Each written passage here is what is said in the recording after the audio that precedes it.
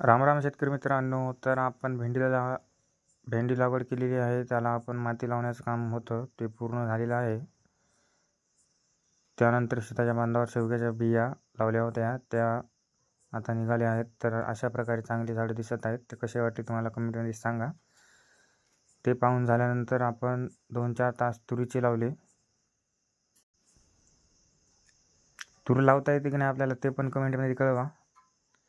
धुऱ्याच्या कडेने लावलेत बघा हे तास.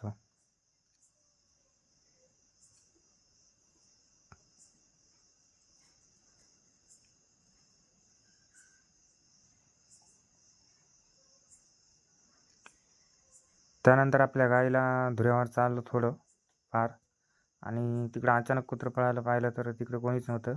कुत्रं आवाज आला म्हणून पळालं होतं. अचानक पाणी आल्यामुळं घरात थांबावं लागलं, आकडा घालतो. पाणी उघडल्यानंतर पाहिलं आपल्या भेंडीला अळी वगैरे लागलेली आहे का. तर काही ठिकाणी असे फुलं बाकड्या धरल्या होत्या छोट्या छोट्या. ते कशा वाटल्या तर कमेंटमध्ये कळवा. आणि आपला व्हिडिओ आवडला असेल तर लाईक, शेअर, सबस्क्राईब करायला विसरू नका. अशाच नवनवीन व्हिडिओसाठी आपल्या चॅनलला सबस्क्राईब करा.